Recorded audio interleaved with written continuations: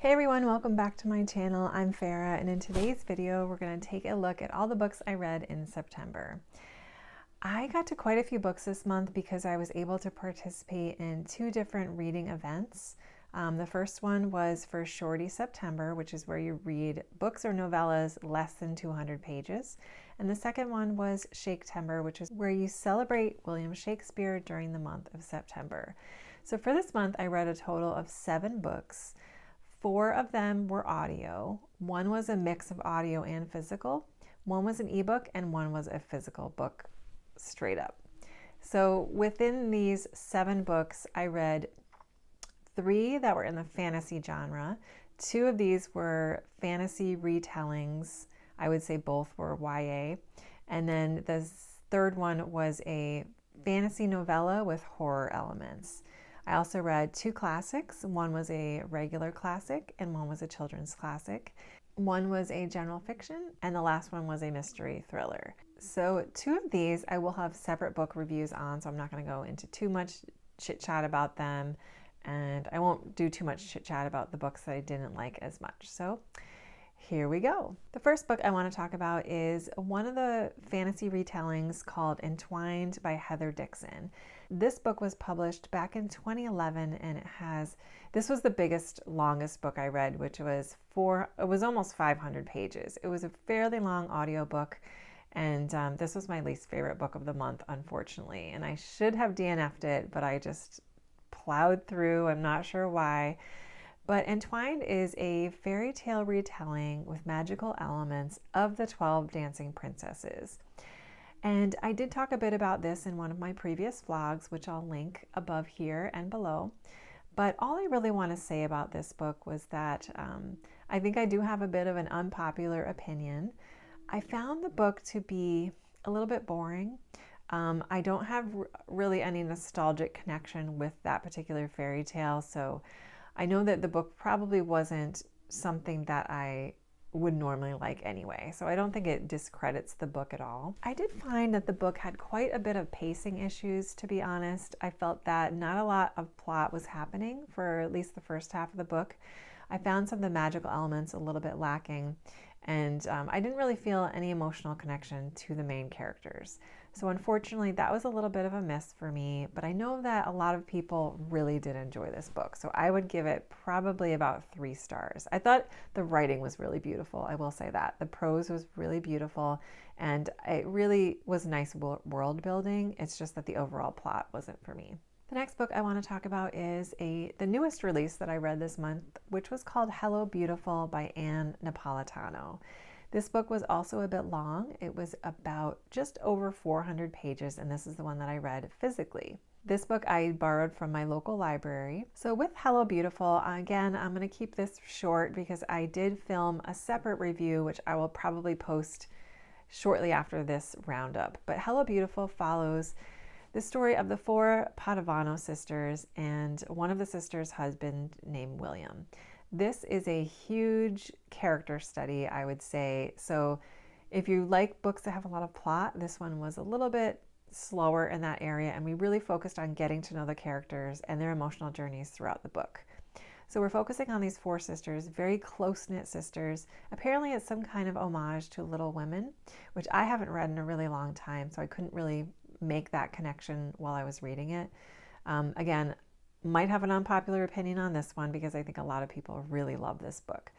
But for me, the main conflict going on kind of has to do with what can happen within a sibling relationship that would cause them to stop speaking to each other, what's forgivable versus not forgivable, and kind of how that can kind of come full circle. So honestly, I thought that it was a really nice character study. I enjoyed getting to know the characters quite a bit. The characters of William and Sylvie I just really resonated with them. I really enjoyed their characters.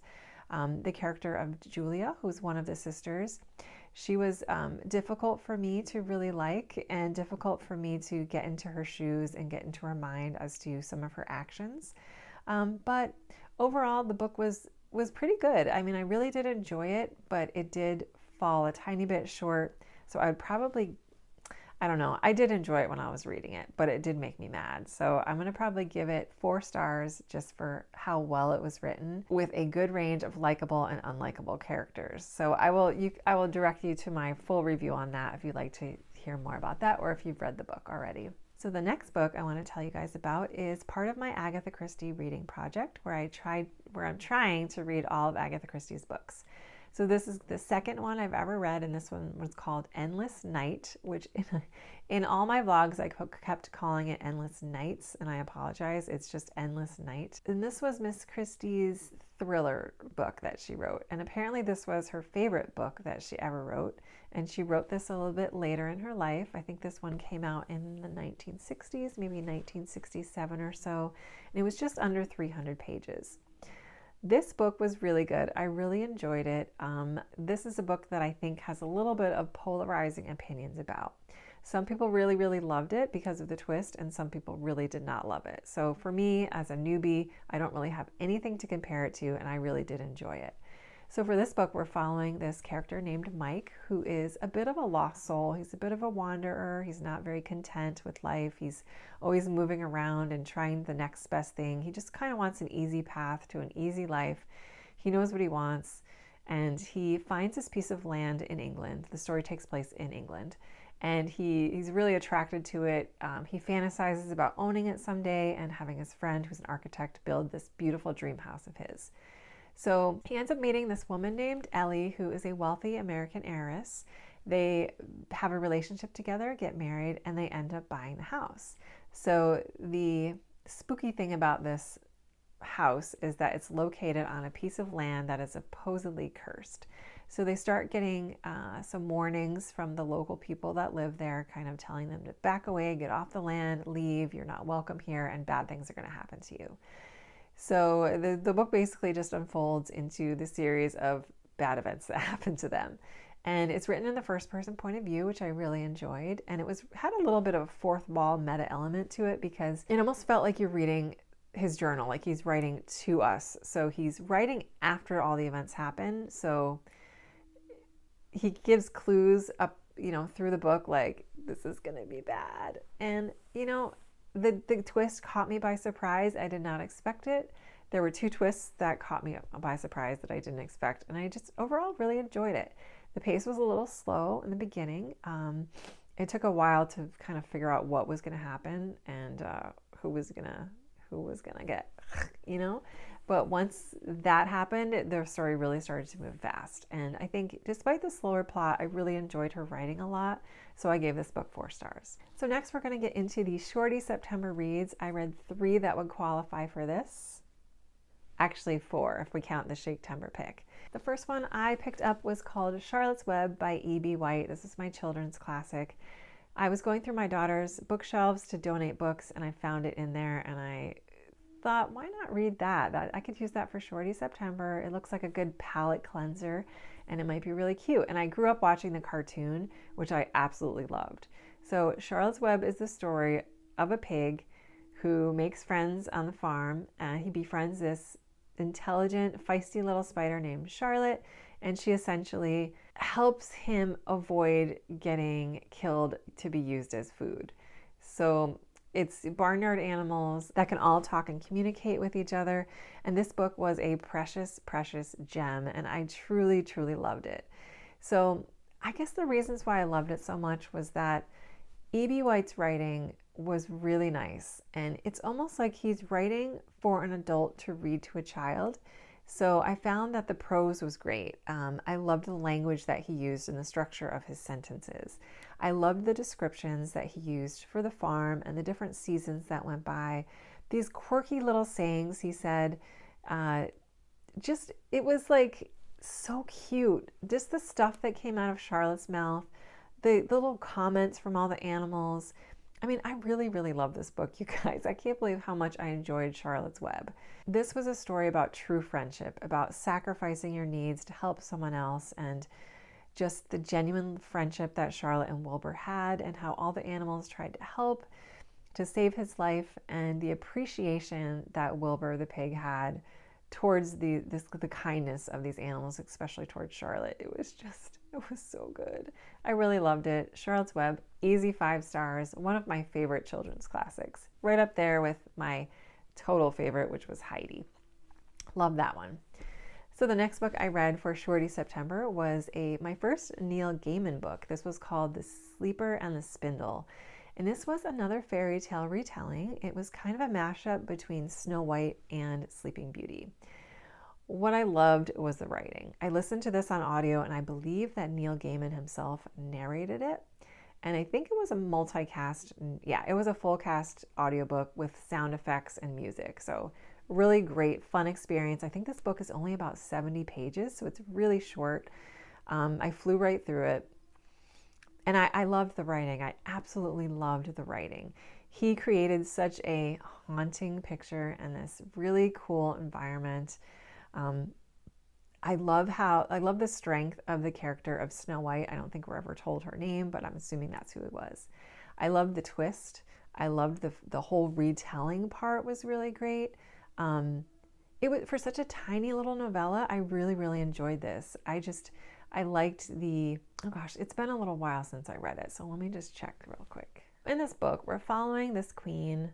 She's not really named, but I'm assuming it's Snow White because she has a couple of dwarves that come and help her. And slowly the entire kingdom is falling under a sleeping spell. It happened in a different kingdom, but it's creeping forward and all the people are starting to panic, and essentially there's something magical element in the air that just drops over the towns and puts all the population to sleep. So this character, Snow White, because she's already been under a sleeping curse, she's going to try to go to the original castle and find out what the problem is.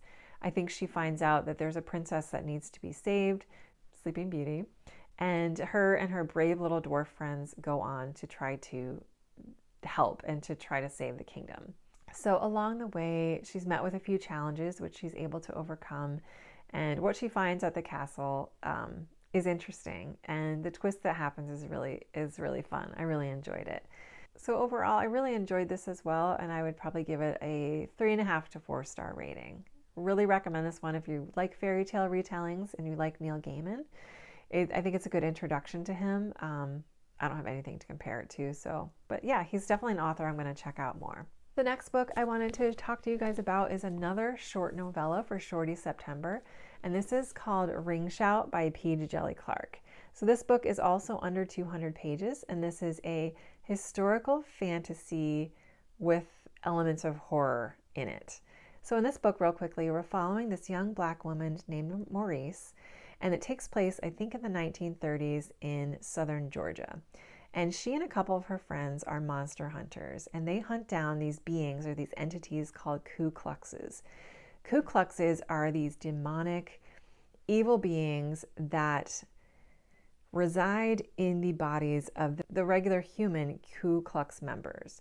And they basically feed off the hatred of these Ku Klux members, and they grow in size and they grow in power. And only a certain amount of people can actually differentiate between the humans and these Ku Kluxes. So she and a few of her friends are these monster hunters. They try to destroy them when they see them, and then they bring the bodies back to this group of people that are doing experiments to try to figure out what is going on and why this is happening.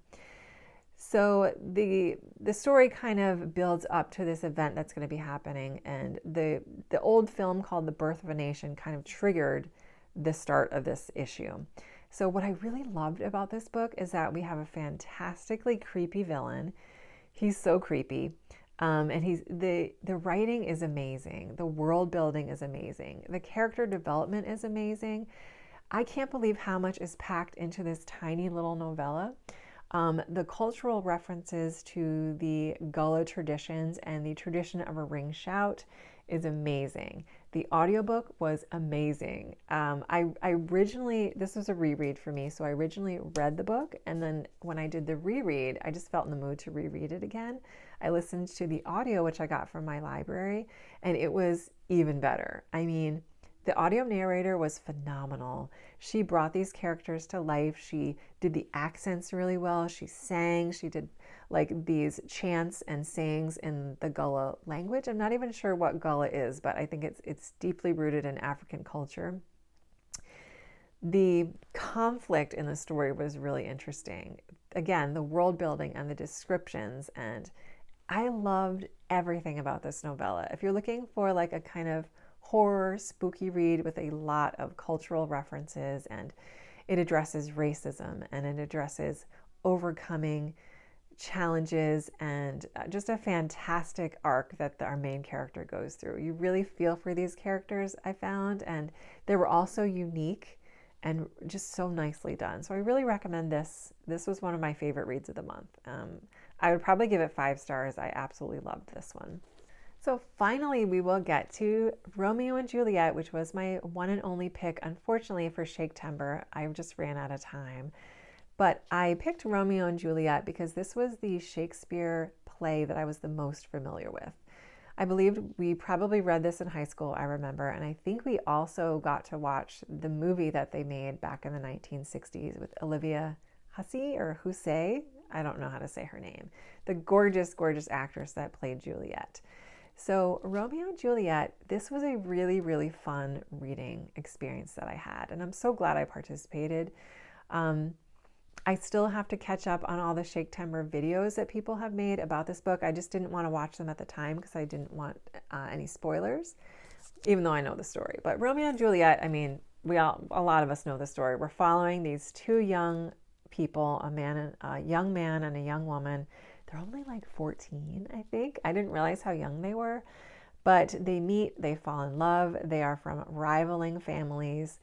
Something happens to Romeo that ruins everything, and they try to find a way to make it work, but unfortunately this is one of Shakespeare's tragedies, so it can't be good, you know.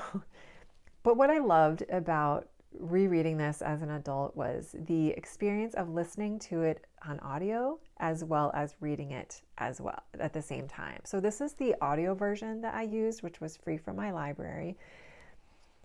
The actors that portrayed these characters were amazing. I thought they did a fantastic job, and it was so much fun to hear these famous words and these famous lines that we all know, but acted out and with the emotion behind them to convey what they were actually trying to say.